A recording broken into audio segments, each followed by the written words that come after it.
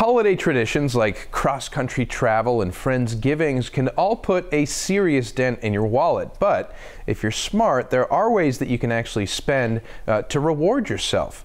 Here with tips is Lee Abbamonte, travel expert, writer, and the youngest person to visit every country in the world. Lee, thanks for joining me. Thanks for having me, Alex. I appreciate it. Nice to have you here. So, you know, it's insane that you've traveled to every single country. First of all, how long did it take you to do that?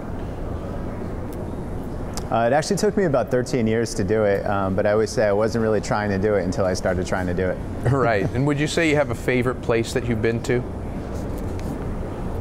I don't have one place in particular that I'd say is my favorite, but I like places with varied landscapes, kind of like America, places with beaches and mountains and deserts and islands and great cities, of course. Places like the US, Canada, Australia, Argentina, Brazil, places like that with a lot to offer.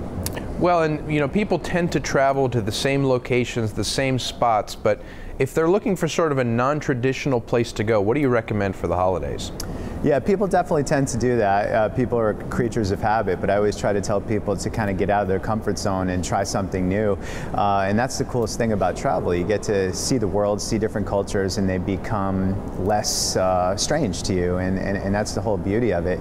And in order to get there, I always tell people that they should develop a strategy to achieve that. And there's no better way to get free travel than credit cards. And I use the Bank of America Premium Rewards card because I get 2 points for every dollar spent on travel and dining, and then 1.5 points spent on everything else. And if you happen to be a Bank of America Preferred Rewards client, you can earn up to 3.5 points per dollar spent, which is pretty awesome. That's a great way to amass a lot of points now for free future travel.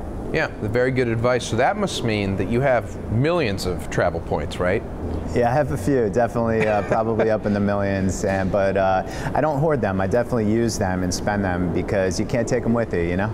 Well, sure. I mean, with Black Friday and Cyber Monday coming up, it's sort of a nice way, you know, to put a little bit of a dent in those points and earn some to go on some trips. So where do you think you're going to go next? Where are you going to revisit? Well, I'm actually heading up to Hawaii next. That's kind of my annual real vacation. I'm just going to go out to Maui, play some golf, relax, hopefully work on my tan. And then right after the new year, I'm heading down to Australia for the Australian Open. I'm a big tennis fan, going down to Melbourne there for the Open. I can't wait. Well, let me tell you, you are the envy of many people out there to be able to travel that much.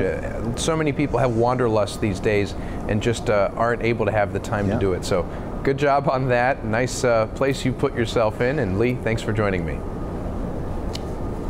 Thank you so much for having me. I appreciate it. Absolutely. Stay where you are. We'll be right back.